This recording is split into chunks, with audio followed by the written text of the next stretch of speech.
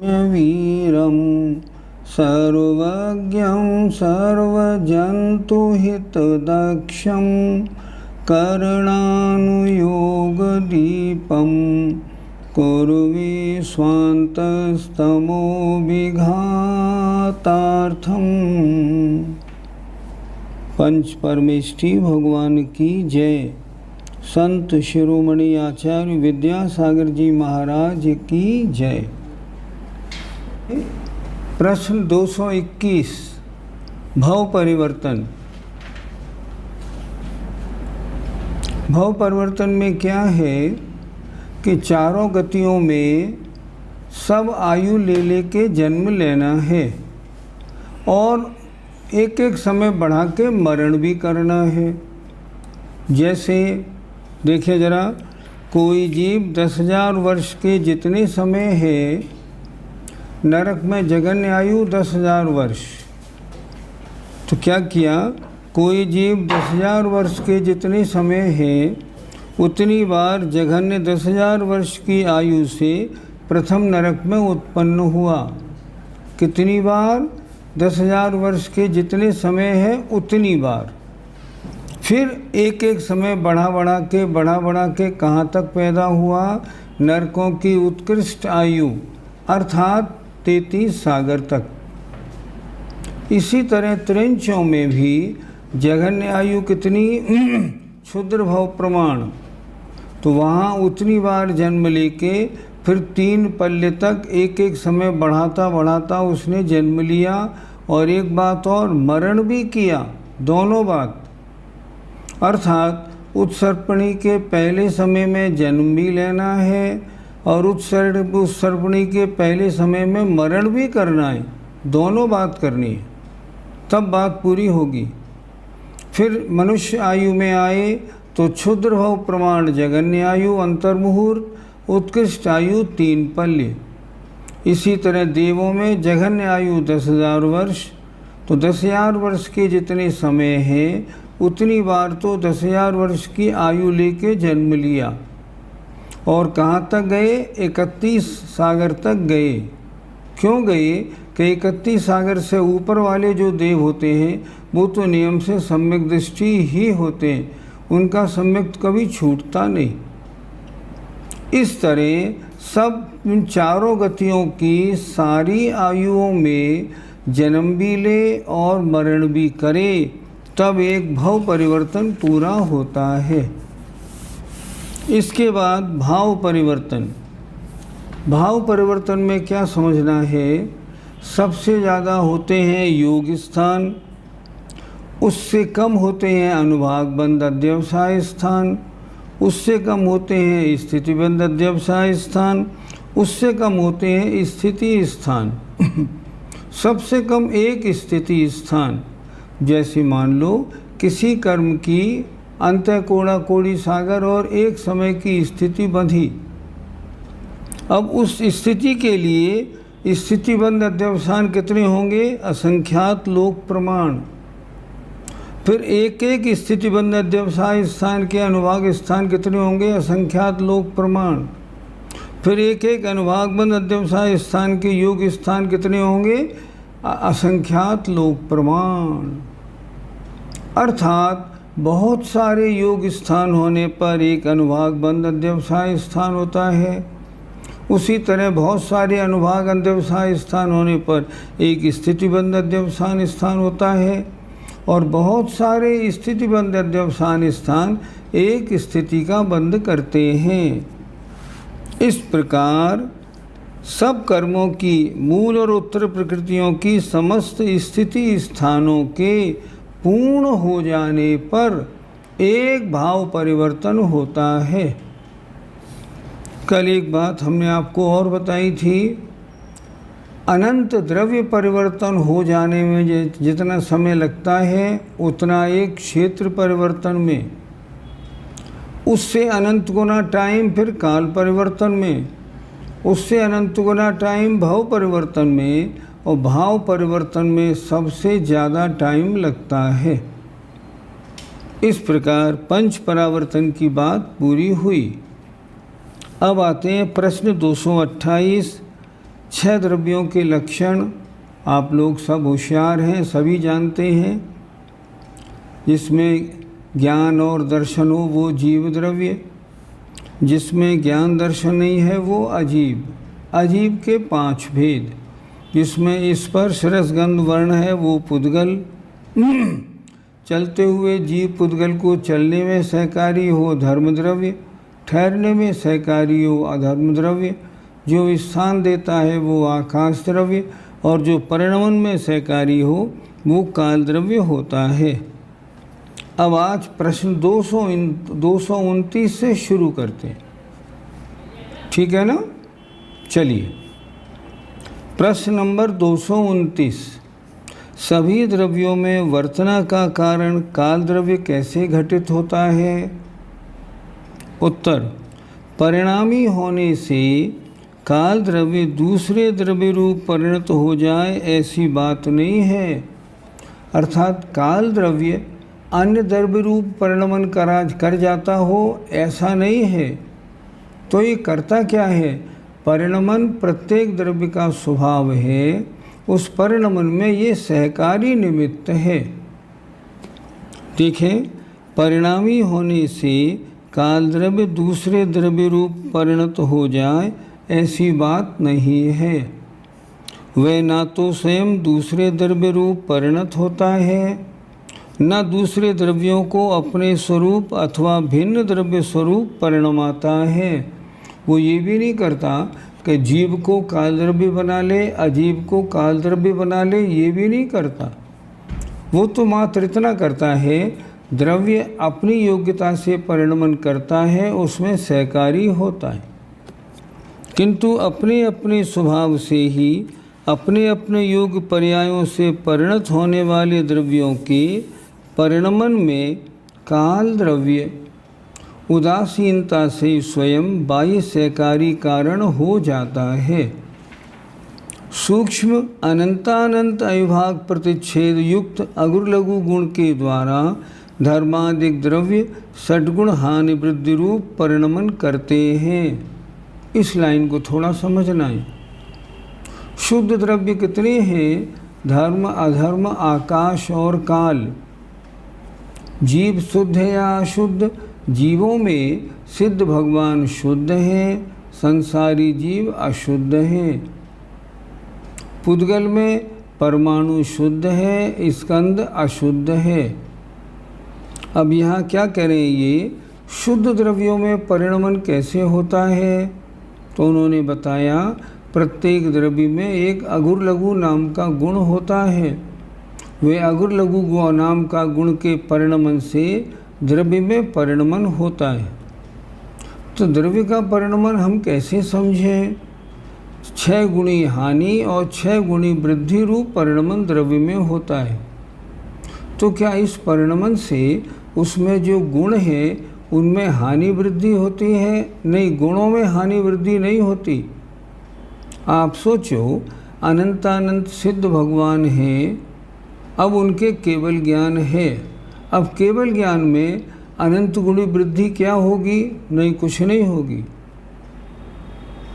अनंत गुणी हानि क्या होगी? नहीं, कुछ भी नहीं होगी। तो फिर ये किस में करता है? ये तो अगुर लघु गुण में परिणमन होता है, 6 हानि और 6 वृद्धि रूप, और इससे उन शुद्ध द्रव्यों में परिणमन माना जाता है। ये नियम सारे शुद्ध द्रव्यों में ऐसे ही परिणमन होता है। अगर कभी आपके मन में विचार आए, सिद्ध भगवान में परिणमन कैसे होता होगा? अगुर लघु गुण के कारण षड्गुणी हानि वृद्धि रूप होता है। षड्गुणी हानि वृद्धि रूप का मतलब क्या होता है? 6 हानि और 6 प्रकार की वृद्धि। हानि देखिए, सबसे कम हानि अनंत भाग हानि, फिर उससे कम हानि असंख्यात भाग हानि, फिर संख्यात भाग हानि, संख्यात गुण हानि, असंख्यात गुण हानि और अनंत गुण हानि। 6 प्रकार की हानि और 6 प्रकार से वृद्धि।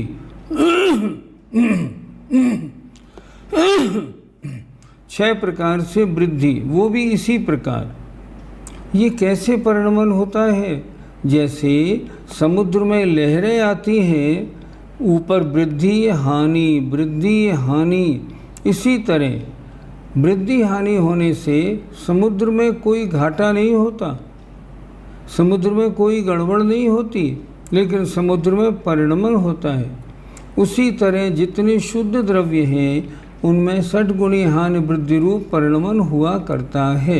ये नियम है। द्रव्य में परिणमन तो होगा ही होगा। क्यों होगा? द्रव्य का स्वभाव है। अगर द्रव्य में परिणमन नहीं होगा तो द्रव्य की परिभाषा नहीं घटेगी।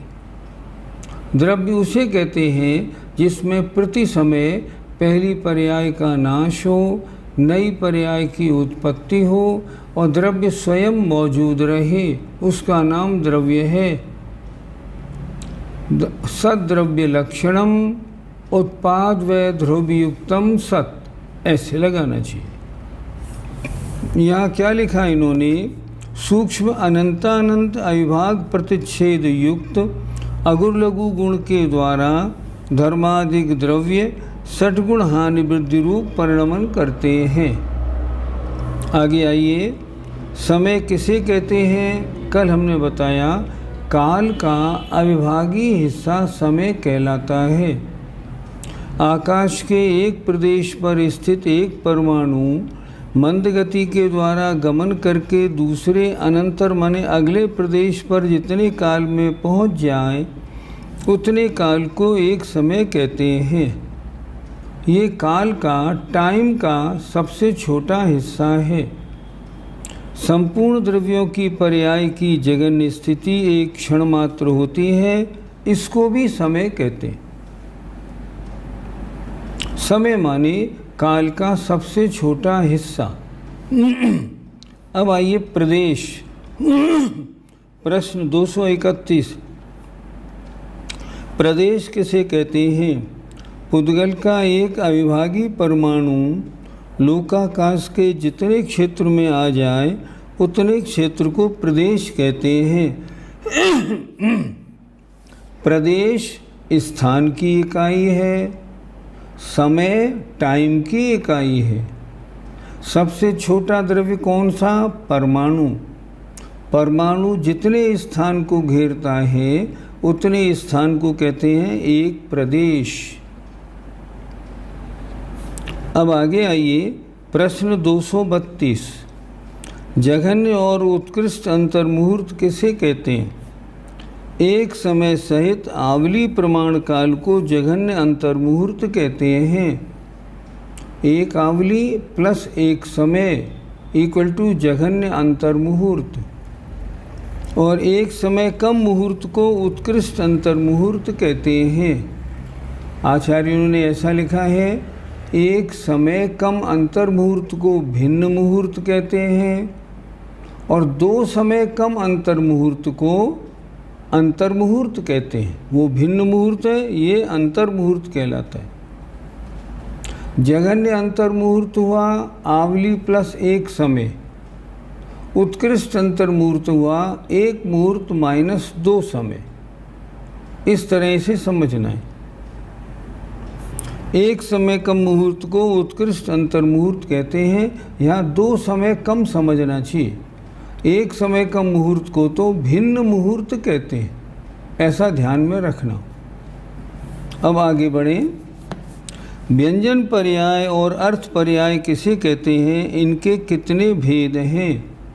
पहले थोड़ी सी समझ लें। व्यंजन पर्याय अधिक समय तक रहने वाली मोटी पर्याय, दिखने वाली पर्याय व्यंजन पर्याय है। जैसे मेरी मनुष्य पर्याय, ये व्यंजन पर्याय। और इस मनुष्य पर्याय में प्रति समय जो परिणमन हो रहा है, प्रति समय जो नई नई पर्याय उत्पन्न हो रही है, उसे कहेंगे अर्थ पर्याय। अर्थ पर्याय कितना टाइम? एक समयवर्ती। व्यंजन पर्याय बहुत काल तक टिकने वाली। परिभाषा देखें। वचन की विषयभूत स्थूल पर्यायों को व्यंजन पर्याय कहते हैं। वचन की विषयभूत जो कहने में आए। अथवा त्रिकाल संबंधी संस्थान रूप प्रदेशवत्व गुण की पर्याय व्यंजन पर्याय है। पहले, अब और आगे तीनों काल में संस्थान माने आकार रूप, प्रदेशवत्व माने उस वस्तु की जो पर्याय है उसका नाम है व्यंजन पर्याय। जितनी चीज़ें आपको दिखाई पड़ रही हैं ये सारी की सारी व्यंजन पर्याय हैं। अर्थ पर्याय हमारे दृष्टिगोचर नहीं होती, क्योंकि वो तो एक समय में होने वाली पर्याय है, वो हमारी पकड़ के बाहर है। आपको जो कुछ दिख रहा है, स्कूटर हो, कार हो, आपकी घड़ी हो, जो कुछ हो, सब व्यंजन पर्याय हैं। वचन अगोचर सूक्ष्म पर्यायों को अर्थ पर्याय कहते हैं, जो कहने में नहीं आती। अथवा प्रदेशवत्व गुण को छोड़कर शेष गुणों की त्रिकाल संबंधी समस्त पर्याय अर्थ पर्याय है। बहुत अच्छी तरह समझना हो, द्रव्य में द्रव्य की जो पर्याय बहुत समय तक टिकने वाली है वो व्यंजन पर्याय, और जो एक समय टिकने वाली है उसे कहते हैं अर्थ पर्याय। आगे देखें, इनके दो दो भेद हैं। स्वभाव व्यंजन पर्याय, बिना दूसरे निमित्त के जो पर्याय जो व्यंजन पर्याय हो, जैसे जीव की सिद्ध पर्याय। जीव यहाँ से ऊपर गया, सिद्धालय में विराजमान हो गया उसी आकार में, तो वो पर्याय जो दिख रही है ये कैसी पर्याय है? स्वभाव है और व्यंजन पर्याय है। व्यंजन पर्याय अधिक समय तक टिकने वाली पर्याय। दूसरा, दूसरे निमित्त से जो व्यंजन पर्याय हो उसे विभाव व्यंजन पर्याय कहते हैं। जैसे जीव की नर नारकादि पर्याय, हमारी आपकी मनुष्य स्त्री पर्याय, ये पर्याय जो है ना ये विभाव व्यंजन पर्याय है।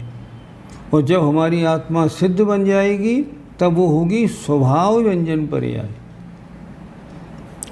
आगे देखें, बिना दूसरे निमित्त के जो अर्थ पर्याय हो उसे स्वभाव अर्थ पर्याय कहते हैं। जैसे जीव का केवल ज्ञान।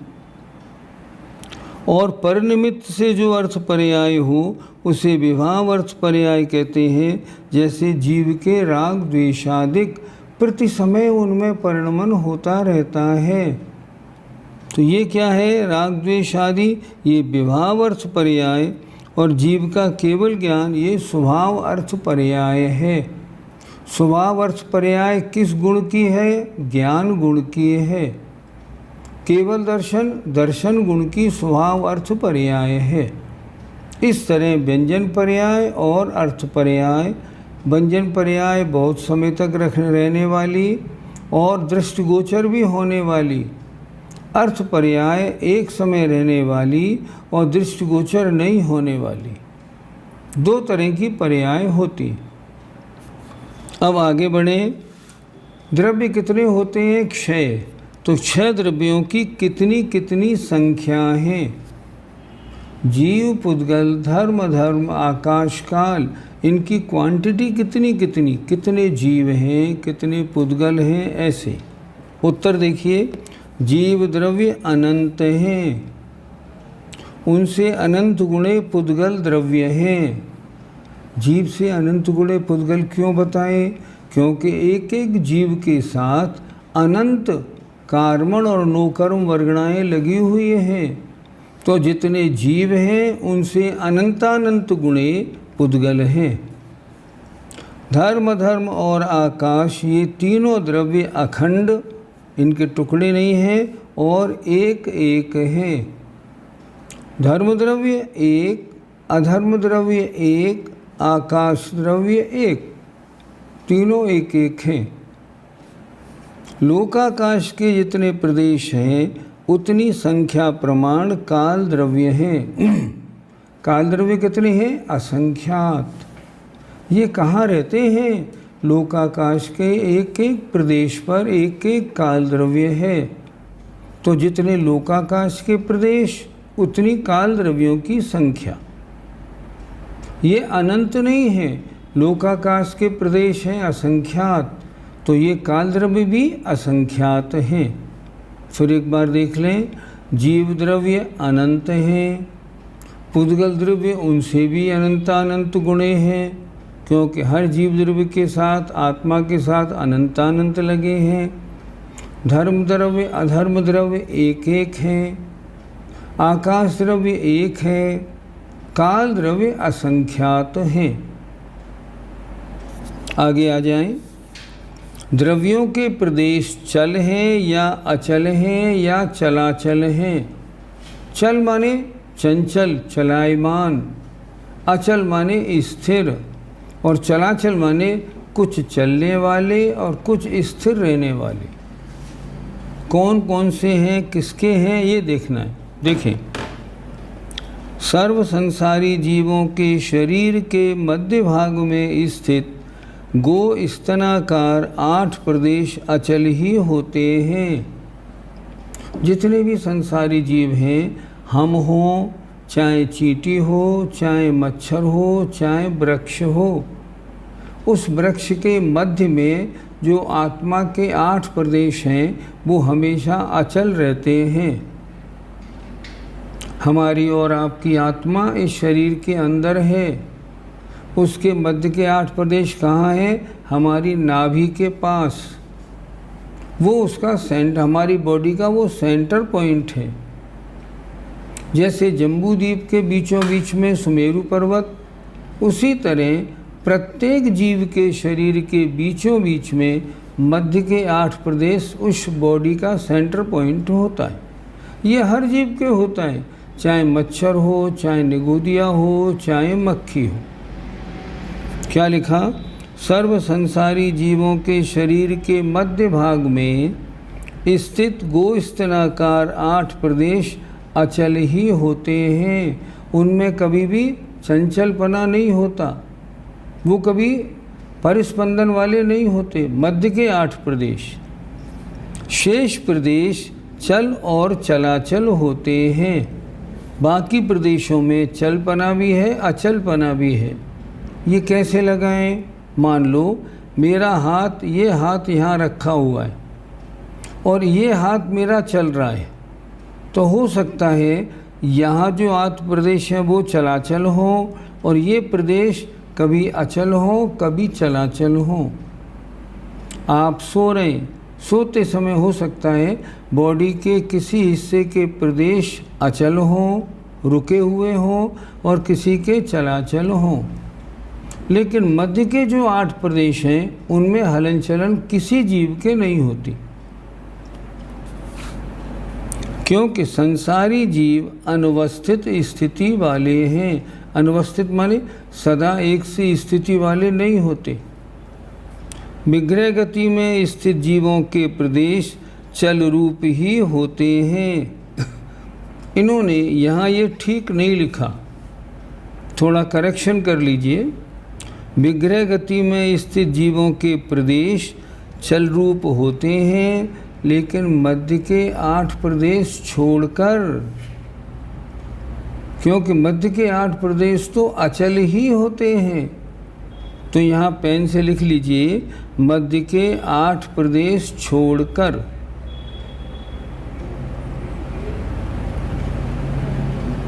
विग्रह गति का मतलब एक शरीर को छोड़कर आत्मा जब अन्य शरीर को लेने के लिए जाएगी तो रास्ते में उसकी गति कहलाएगी विग्रह गति। अब विग्रह गति में शरीर तो नहीं है लेकिन आत्मा तो है, तो क्या पूरी आत्मा में कंपन है? नहीं। मध्य के 8 प्रदेश छोड़ दो, उनमें कंपन नहीं है। से सारे में कंपन है, हाँ वो तो हो गई, उसमें कोई बात नहीं। क्या लिखा इन्होंने? विग्रह गति में स्थित जीवों के प्रदेश चल रूप ही होते हैं, लेकिन 8 प्रदेशों में चंचलपना नहीं होता। मुक्त जीवों के प्रदेश अचल एवं अकंप ही होते हैं, क्योंकि ये अवस्थित होते हैं।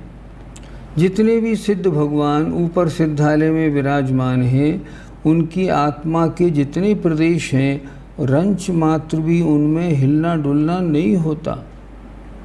अभी नहीं, अनंतानंत काल तक वहाँ पे रहेंगे, तब भी किसी एक प्रदेश में रंच मात्र भी हिलन डुलन चंचलपना नहीं होगा। इसलिए यहाँ लिखा मुक्त जीवों के प्रदेश अचल एवं अकंप भी होते हैं,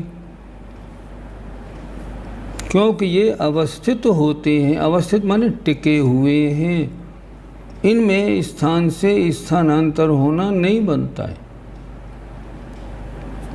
धर्म अधर्म आकाश और काल द्रव्य के प्रदेश अचल एवं अकंप ही होते हैं, क्योंकि ये अवस्थित द्रव्य हैं।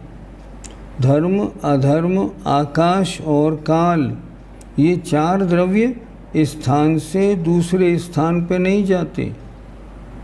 धर्म द्रव्य कैसे जाएगा? एक है और पूरे लोक प्रमाण बिखरा हुआ है, अब वो कहाँ जाएगा? अधर्म द्रव्य कहाँ जाएगा? सवाल ही नहीं। काल द्रव्य पूरे लोक में भरे हैं, अब वो कहाँ जाएंगे? कहीं नहीं। आकाश द्रव्य सबसे बड़ा है, इसलिए उसमें भी क्रिया नहीं होती। क्रिया नहीं होती तो उनमें चलाचलपना नहीं होता। तो धर्म धर्म आकाश और काल ये चारों द्रव्य तो स्थित ही हैं, क्रिया शून्य है। देखिए क्या लिखा, धर्म धर्म आकाश और काल द्रव्य के प्रदेश अचल एवं अकंप ही होते हैं, क्योंकि ये अवस्थित द्रव्य हैं। अवस्थित माने जैसे कि तैसे रहने वाले। पुद्गल द्रव्य में परमाणु तथा संख्यात असंख्यात आदि अणु के जितने स्कंध हैं वे सभी चल हैं। जितने भी पुद्गल के स्कंध होते हैं ना, सब चलायमान रहते हैं, वो रुकते नहीं। किंतु एक अंतिम महास्कंद चलाचल है। अंतिम महास्कंद माने पूरे लोक में जो पुद्गल भरे पड़े हैं उनका जो एक पिंड है उसे कहते हैं महास्कंद। वो कैसा है? चलाचल है। अब जैसे मान लो सुदर्शन मेरु है, सुदर्शन मेरु के प्रदेश कैसे हैं? वो चलाचल हैं। क्यों? उनमें से बहुत से प्रदेश जाते रहते हैं, बहुत से आते रहते हैं। ये कैसी पर्याय है? व्यंजन पर्याय है। कितने काल मेरु की पर्याय कितने काल रहने वाली है? अनंत काल रहने वाली है। ये कभी टूटेगा नहीं, कभी गिरेगा नहीं, ये तो हमेशा ही रहने वाला है। कुछ व्यंजन पर्याय अनंत काल वाली भी होती हैं, चाहे वे शुद्ध हों या अशुद्ध हों। अनंत अनंत सिद्ध भगवान की व्यंजन पर्यायें सारी शुद्ध हैं। और ये पर्वत और ये सब जो है लोक के और सारी रचनाएं, ये सारी जो हैं ये क्या है? ये जितनी रचना जो है सारी की सारी ये अशुद्ध है, शुद्ध नहीं। क्यों? ये स्कंदों के द्वारा बनाई हुई है, इस कारण। एक बार इस प्रश्न को फिर पढ़ते हैं, उत्तर को फिर समझिए। सर्व संसारी जीवों के शरीर के मध्य भाग में स्थित गोस्तनाकार 8 प्रदेश अचल ही होते हैं। इन्होंने गोस्तनाकार क्यों लिखा? जैसे गाय के थन होते हैं ना, ऐसे हैं ये प्रदेश। क्या मतलब? गाय का थन ऐसा होता है 2 और 2, तो ऐसे ही एक प्रदेश ऊपर एक प्रदेश नीचे, ऐसे हैं ये, एक प्रदेश ऊपर एक नीचे। तो यूँ नहीं है एक प्रदेश और एक प्रदेश, यूँ है। इसलिए उन्होंने लिखा गाय के थन के आकार के हैं, गो स्तन आकार। देखें, सर्व संसारी जीवों के शरीर के मध्य भाग में स्थित गोस्तनाकार 8 प्रदेश अचल ही होते हैं, उनमें कभी कंपन नहीं होता। जब एक पर्याय से दूसरी पर्याय जाते होंगे तब तो कंपन होगा कि नहीं होगा? तब तो होगा ही होगा। और आप ये कह रहे हैं कि नहीं नहीं, विग्रह गति में अचल ही रहते हैं, ऐसा कैसे? इसका उत्तर ये है, स्थान से स्थानांतरण होना और बात है और कंपन होना और बात है। एग्जाम्पल, आपने एक कटोरी में इतना दूध भर लिया कि अब उसमें एक बूंद भी दूध नहीं आ सकता। ठीक, अब आपने उस कटोरी को वहाँ से उठा के और 4 इंची दूर पर रख दिया, तो क्या दूध सारा हिला? नहीं हिला। कटोरी का क्या हुआ? एक स्थान से दूसरे स्थान पर चली गई। दूध हिलता तो फैल जाता, दूध नहीं फैला। उसी तरह कह रहे हैं, इसी तरह इनको मानना चाहिए। फिर देखते हैं, सर्व संसारी जीवों के शरीर के मध्य भाग में स्थित गोस्तनाकार 8 प्रदेश अचल ही होते हैं। शेष प्रदेश कभी चल होते हैं, कभी चलाचल होते हैं। विशेष बात, कभी आप दौड़ लगाएं, खेल कूद कर रहे हों, उस समय आपके सारे प्रदेश चल हैं, अचल एक भी प्रदेश नहीं है। जब आप दौड़ लगा रहे, सो रहे हैं, कुछ चल है, कुछ अचल है, इनके बारे में नियम नहीं। लेकिन मध्य के 8 प्रदेशों के बारे में नियम है, वो तो अचल ही होते हैं। क्योंकि संसारी जीव अनवस्थित स्थिति वाले हैं, मतलब उनकी एक स्थिति नहीं होती, चंचल होते। विग्रह गति में स्थित जीवों के प्रदेश चल रूप ही होते हैं। हमने ठीक कराया, मध्य के 8 प्रदेश छोड़कर। मध्य के 8 प्रदेशों में चंचलपना नहीं होता। हमने आचार्य श्री को पूछा एक बार, आचार्य श्री हमारे शरीर के बीच में अगर नाभि के पास हमारे 8 प्रदेश हैं तो मध्य कहाँ हुआ? क्योंकि नाभि से ऊपर का हिस्सा तो कम है, नीचे का हिस्सा ज़्यादा है, तो ये मध्य कहाँ हुआ? आचार्य श्री ने बोला नहीं नहीं, मध्य ही होता है। हमने कहा महाराज कैसे? तो महाराज ने बताया, बुद्ध है ना, महाराज ने बताया। कभी आप लोगों ने नट वाला तमाशा देखा होगा। एक नट वाला होता है, वो सड़क के बीच में एक बांस गाड़ देता है और उसका बच्चा उसके ऊपर चढ़ जाता है, चढ़ के फिर तरह तरह के काम दिखाता है। तो आचार्य श्री कहते हैं उसका बच्चा ऊपर जाके जब पेट के बल लग के चारों ओर चक्कर लगाता है, देखिए ऐसे ऐसे, आप सब लोगों ने नट का तमाशा देखा होगा, तो वो अपना इस बांस के ऊपर, बांस को कहाँ रखता है? नाभि के पास। क्यों रखता है? कि नाभि सेंटर है बॉडी का, और अगर वो नाभि पे नहीं रखे, आगे पीछे रखे तो गिर जाएगा। नाभि पर रहता है तो वो ठीक चलता है और वो घूम के सबको दिखाता रहता है। इसलिए 8 प्रदेश बॉडी के मध्य में होते। विग्रह गति, हाँ, मुक्त जीवों के प्रदेश अचल एवं अकंप ही होते हैं। क्यों?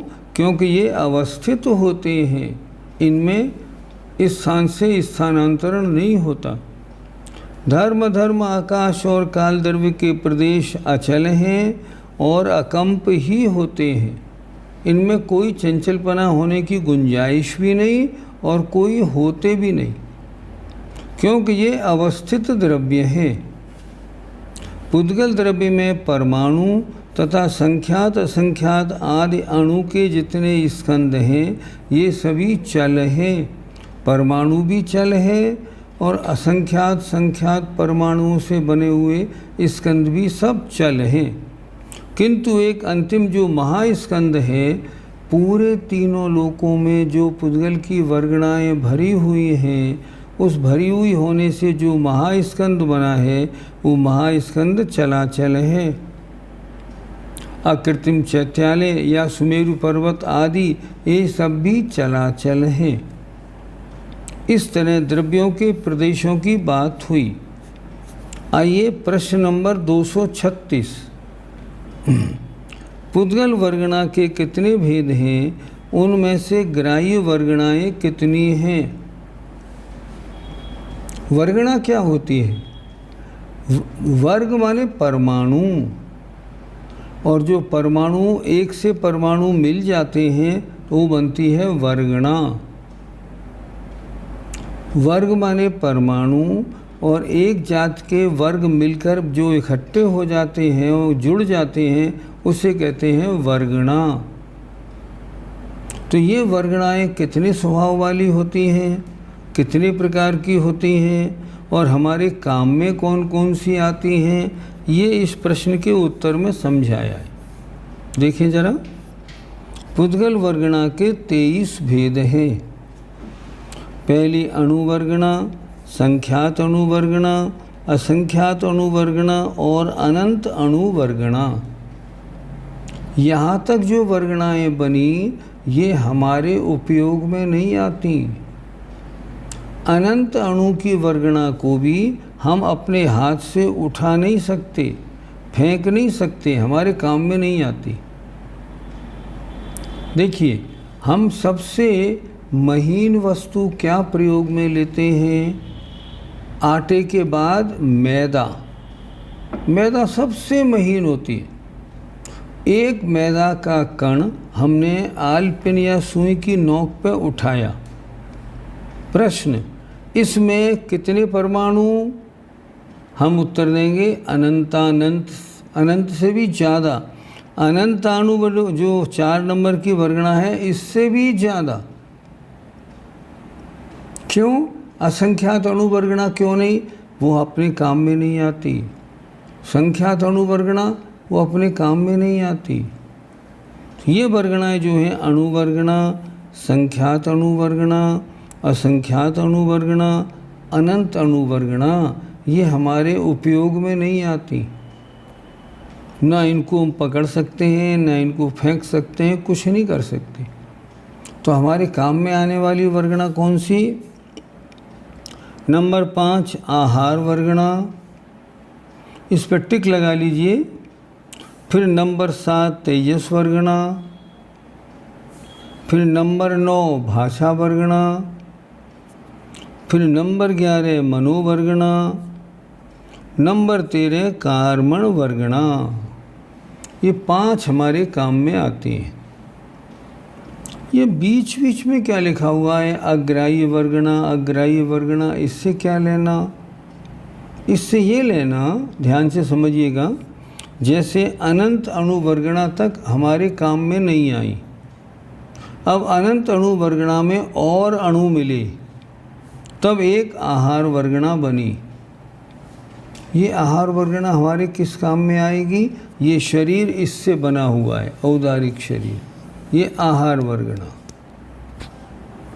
अब इसमें जो आहार वर्गणा की जो परमाणु, जो आहार वर्गणा है, आहार वर्गणाओं में कुछ अणु और जुड़ गए। अब वो क्या हो गई? अग्राह्य वर्गणा हो गई। अब वो आहार के काम की नहीं रही। अग्राह्य माने अब बेकार, ग्रहण करने योग्य नहीं। अब उसमें और परमाणु मिल गए, तब वो बन गई तेजस वर्गणा। तेजस वर्गणा से क्या काम होगा? हमारा तेजस शरीर बनेगा। अब उसमें और अणु मिल गए तो फिर बन गई अग्राह्य वर्गणा, और अणु और मिल गए तो बनी भाषा वर्गणा। भाषा वर्गणा, जो मेरे शब्द आपके पास पहुंच रहे हैं, ये भाषा वर्गणा है। ये भी पुद्गल के स्कंद है, भाषा वर्गणा। अब उसमें और परमाणु मिल गए तो अग्राह्य वर्गणा हो गई, और परमाणु मिल गए तो मनोवर्गणा हो गई। इससे क्या बना? मेरा द्रव्य मन बना। मेरा मन कहाँ पे है? हृदय के पास। मैं इससे क्या करता हूँ? मैं इसके माध्यम से सोचता हूँ। जैसे कान से सुनता हूँ ना, ऐसे ही यहाँ जो द्रव्य मन है उसके माध्यम से मैं सोचता हूँ, याद रखता हूँ। ये काम मन का होता है। इसके बाद आई अग्राह्य वर्गणा, और उसमें और अणु मिल गए तो बन गई कार्मण वर्गणा। ये कार्मण वर्गणा क्या है? जो मेरे राग द्वेष के कारण कर्मरूप परिणमन होके मेरी आत्मा से चिपक जाती है, उसे कहते हैं कार्बन वर्गणा। अब समझने की बात, अग्राही वर्गणा को थोड़ा समझते हैं अच्छी तरह। देखिए, मान लो कार्बन वर्गणा में 1000 परमाणु हैं, कार्बन वर्गणा में। अब उन 1000 परमाणु में से 100 कम हो गए, 200 कम हो गए, तो अब अग्राही वर्गणा हो गई। और अगर 900 रह गई तो मनोवर्गणा बन गई। अब उल्टे चलिएगा, अब मनोवर्गणा की 900 है ना, उसमें से 50 निकल गए तो अब वो किसी काम की नहीं रही। उसमें से 100 निकल गए, 800 रह गए तो वो बन गई भाषा वर्गणा। अब उसमें से और निकल गए तो वो बेकार अग्राही वर्गणा हो गई। पूरे 100 निकल गए, 700 वाली बन गई तो वो बन गई तेजस वर्गणा। और उनमें से 50 निकल गए तो अग्राही वर्गणा हो गई। और अगर 100 निकल गए तो वो बन गई तेजस वर्गणा, और फिर बन गई आहार वर्गणा। एक वर्गणा आहार वर्गणा में सबसे कम परमाणु हैं और कार्बन वर्गणा में सबसे ज़्यादा परमाणु हैं। एक प्रश्न होता है, क्या कार्बन वर्गणा कभी मनोवर्गणा बन सकती है या नहीं? उत्तर, कार्बन वर्गणा में से कुछ परमाणु निकल जाए, मनोवर्गणा बन जाएगी। उसमें से कुछ और अलग हो जाए तो भाषा वर्गणा बन जाएगी। कुछ और अलग हो जाए तो तेजस वर्गणा बन जाएगी। कुछ और अलग हो गए तो आहार वर्गणा बन जाएगी। और उसमें से भी कुछ और निकाल दोगे तो अनंत अणु वर्गणा, असंख्यात अणु वर्गणा, वो फिर अपने काम की नहीं रहेंगी। ऐसे इसको समझना है। आगे आइए, इसके बाद ध्रुव वर्गणा, सांतर निरंतर वर्गणा, फिर शून्य वर्गणा, प्रत्येक शरीर वर्गणा, फिर ध्रुव शून्य वर्गणा, बादल निगोद वर्गणा, शून्य वर्गणा, सूक्ष्म निगोद वर्गणा, नभो वर्गणा और महास्कंद वर्गणा। महास्कंद तो हमने आपको बताया था, सारे लोक में भरा हुआ जो पुद्गल द्रव्य है। इन 23 वर्गणाओं में से आहार वर्गणा, तेजस वर्गणा, भाषा वर्गणा, मनोवर्गणा और कार्बन वर्गणा, ये 5 ग्राह्य माने ग्रहण करने योग्य वर्गणाएं हैं। बस 5, बाकी 18 उन्हें हम ग्रहण नहीं करते, वो हमारे काम में नहीं आती। एक प्रश्न और कर लें, ये भी सरल साथ हो जाएगा। प्रश्न 237, 5 प्रकार की ग्राह्य वर्गणाओं से क्या क्या रचना होती है? आहार वर्गणा के द्वारा औदारिक, बैक्रियक और आहारक इन 3 शरीरों की और श्वासोच्छ्वास की रचना होती है। किसके द्वारा? आहार वर्गणा के द्वारा। तेजस वर्गणा के द्वारा तेजस शरीर की रचना होती है। भाषा वर्गणा के द्वारा 4 प्रकार के वचनों की रचना होती है। मनोवर्गणा के द्वारा हृदय स्थान में 8 दल वाले कमल के आकार द्रव्यमन की रचना होती है। और कार्बन वर्गणा के द्वारा 8 प्रकार ज्ञानावरण, दर्शनावरण आदि जो कर्म हैं वो बनते हैं। आज हमने क्या पढ़ा? आज हमने पढ़ा सबसे पहले तो वर्तना का कारण काल द्रव्य कैसे, क्योंकि उसका स्वभाव है परिणमन कराना। फिर प्रश्न नंबर 230 में समय, काल द्रव्य की, टाइम की सबसे छोटी इकाई समय। प्रदेश, एक अणु जितने स्थान में रहता है उस स्थान का माप प्रदेश। जघन्य अंतर्मुहूर्त और उत्कृष्ट अंतर्मुहूर्त। जघन्य अंतर्मुहूर्त आवली प्लस 1 समय। उत्कृष्ट अंतर्मुहूर्त 48 मिनट माइनस 2 समय। व्यंजन पर्याय, अर्थ पर्याय किसे कहते हैं? व्यंजन पर्याय जो बहुत समय तक रहने वाली हो, आपको दिखे भी, व्यंजन पर्याय। अर्थ पर्याय उसमें प्रति समय होने वाली पर्याय जो आपको नहीं दिखेगी, आपको मालूम नहीं पड़ेगी, सूक्ष्म होती है, वो अर्थ पर्याय। 6 द्रव्यों की संख्या कितनी? जीव अनंत, पुद्गल उनसे भी अनंत गुणे, धर्म अधर्म आकाश एक एक एक, और काल काल असंख्यात। प्रश्न हमारा, आपने आकाश को एक द्रव्य बताया, लेकिन आकाश के 2 भेद, लोकाकाश और अलोकाकाश, तो 2 हुए कि नहीं हुए? नहीं, 2 नहीं हुए। कैसे नहीं हुए? जितने आकाश में अन्य द्रव्य पाए जाते हैं उसको लोकाकाश कहते हैं, लेकिन वो आकाश का ही हिस्सा है। जैसे मान लो हम कहें ना, भारत में इतना हिस्सा राजस्थान का, इतना हिस्सा मध्य प्रदेश का, तो वो टुकड़े थोड़ी हो गए अलग अलग, भारत तो एक ही है। उसी तरह जहाँ अन्य द्रव्य पाए जाएं, वो स्थान जहाँ अन्य द्रव्य पाए जाएं लोकाकाश, और अन्य द्रव्य नहीं पाए जाएं तो अलोकाकाश, सीधी सी बात है। लेकिन आकाश एक है। काल द्रव्य कितने हैं? असंख्यात। असंख्यात कितने? जितने लोकाकाश के द्रव्य हैं उतने। लोकाकाश कितने प्रदेशी? असंख्यात प्रदेशी। एक एक प्रदेश पर एक एक काल द्रव्य। तो काल द्रव्य कितने हो गए? लोकाकाश के प्रदेशों के बराबर असंख्यात।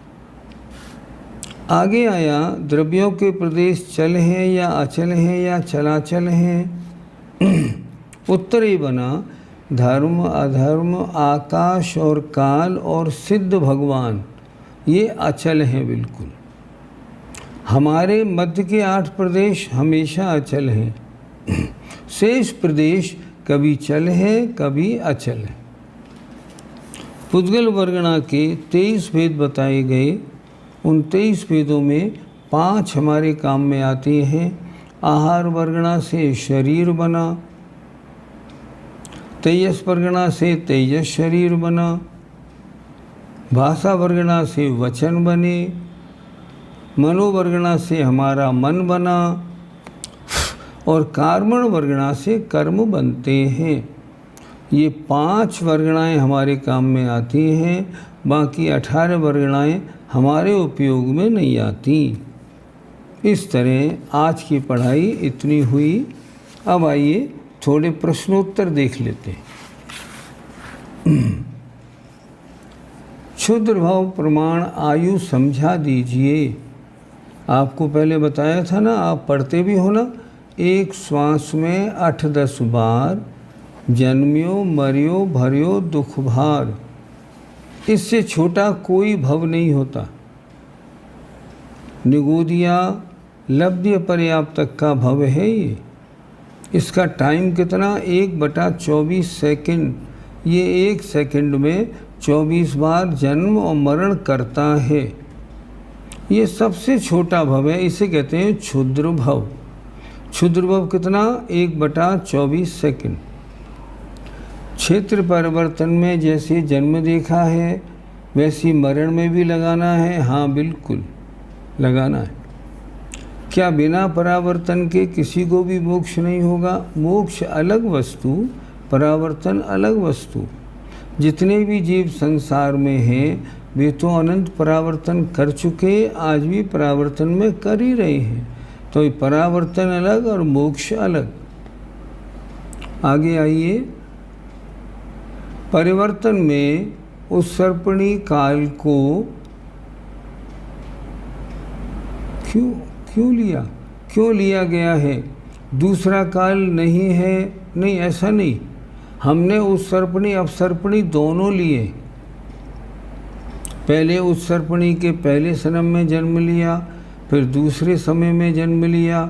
करते करते पूरी उत्सर्पणी पूरी की। फिर अपसर्पणी के पहले समय में जन्म लिया, फिर दूसरे में जन्म लिया, उसको भी पूरी करेगा तब एक माना जाएगा। उत्सर्पणी ने दोनों को लिया गया है। नित्य निगोदिया को कौन कौन से परावर्तन होते हैं? नित्य निगोदिया को परावर्तन कोई नहीं होते। लेकिन एक परावर्तन में जितना काल लगता है उतना टाइम पूरा हो जाने पर कहा जाता है इसका ये परावर्तन पूरा हो गया। क्यों? क्योंकि उतना टाइम हो गया, बाकी उसके कोई परिवर्तन नहीं होता, क्योंकि वो एक ही पर्याय में रहता है। निगोदिया में जन्म मरण जन्म मरण जन्म मरण यही करता रहता है। आगे 5 परिवर्तन का आधा अर्धपुद्गल परिवर्तन जोता क्या? हाँ, होता है, होना चाहिए, होता है या आधे द्रव्य परिवर्तन का? नहीं, 5 परिवर्तन का नहीं। आप नाम देखिए ना, अर्धपुद्गल परावर्तन। एक पुद्गल परावर्तन का मतलब द्रव्य परिवर्तन में दोनों, कर्म परिवर्तन, नो कर्म परिवर्तन। मान लो कर्म परिवर्तन में आपको 100 वर्ष लगे और नो कर्म परिवर्तन में 100 वर्ष लगे, दोनों को मिला के 200 वर्ष लगे, तो इसका आधा कर दो। अर्धपुद्गल परावर्तन में 100 वर्ष लगते हैं। अर्थात एक द्रव्य परिवर्तन में जितना समय लगता है उसका आधा काल अर्धपुद्गल परावर्तन कहलाता है। आदि दीपक, मध्य दीपक, अंत दीपक कैसे लगाते हैं समझा दीजिए। जैसे कोई चीज़ हमें आगे वाली अगले में लगानी है तो ये आदि दीपक, कोई अंत में लिखा गया और आगे वालों में लगा है तो वो अंत दीपक, और बीच में लगा है, दोनों में लागू करना है तो मध्य दीपक। जैसे चलो तुम भी, तो ये चलो आदि दीपक है, सब में लागू हो जाएगा। हम के तुम चले जाओ, तो ये चले जाओ अंत दीपक है, ये सब में लागू होगा। फिर हमने कहा तुम भी सुनो, हंस क्यों रहे हो? देखो तुम भी और तुम भी, तो ये मध्य दीपक हुआ। बीच में अगर हमने बोला तो मध्य दीपक, शुरू में बोला आदि दीपक सब में लागू, अंत में बोला अंत दीपक सब में लागू, बीच में बोला तो मध्य दीपक इधर उधर सब में लागू होता है।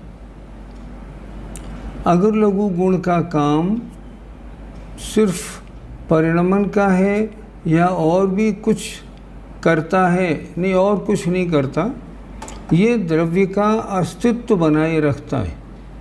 इसका काम ये भी होता है कि द्रव्य के जो गुण हैं वो उसमें से बिखरे नहीं और अन्य द्रव्य के गुण उसमें आके जुड़े नहीं।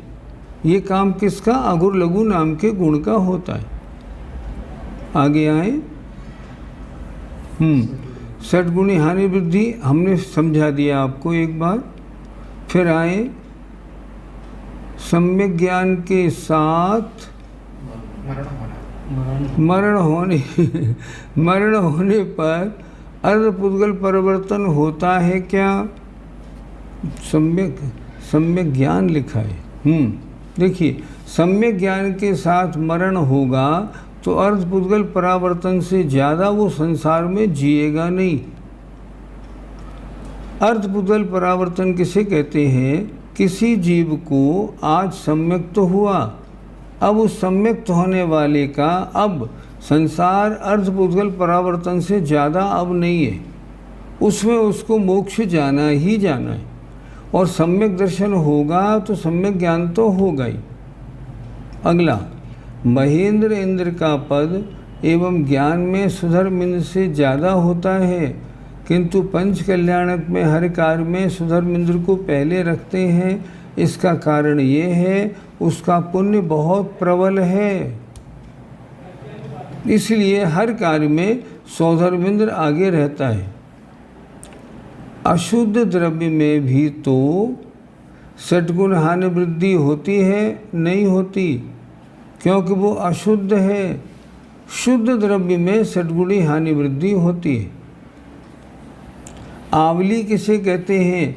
असंख्यात समय की एक आवली होती है। वैसे अगर समझना चाहें तो 1 सेकंड से कम समय लगता है आवली में, 1 सेकंड से कम। एक प्रदेश से दूसरे पर जाने में एक समय लगता है तो जीव एक समय में सिद्धलोक कैसे पहुंच जाता है?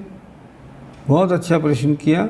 एक प्रदेश से दूसरे प्रदेश पर जाने में एक समय लगा, लेकिन आपने ये भी देखा ना, मंद गति से जाएगा तो एक प्रदेश से दूसरे प्रदेश में पहुंचने में एक समय, तीव्र गति से जाएगा एक समय में 14 राज्य। ऐसे द्रव्य के सामान्य गुण कौन कौन से हैं? ये तो बहुत सारे हैं, लेकिन मुख्य रूप से 6 होते हैं। अस्तित्व, वस्तित्व, प्रमेयत्व, अगुरलघुत्व, प्रदेशवत्व, बस 6 गुण होते हैं। आगे, क्या आकाश के एक प्रदेश में जीव के असंख्यात प्रदेश रह सकते हैं? कभी नहीं रह सकते। अगर कोई जीव निगुदिया के रूप में भी हुआ, सुई की नोक से भी छोटा, तो वह आत्मा के आकाश के कितने प्रदेशों में रहेगा? असंख्यात में। उससे कम में रह ही नहीं सकता। आप चाहे संख्यात में रह ले, 10,000 में रह ले, 1 करोड़ में ले, नहीं रहेगा। कितना ही छोटा हो जाए आत्मा, लेकिन वो असंख्यात प्रदेशों में ही रहता है। ठीक। व्यंजन अर्थ पर्याय में स्थूल और सूक्ष्म किसकी अपेक्षा कहे? स्थूल जो देखने में आ जाए, सूक्ष्म जो देखने में नहीं आए।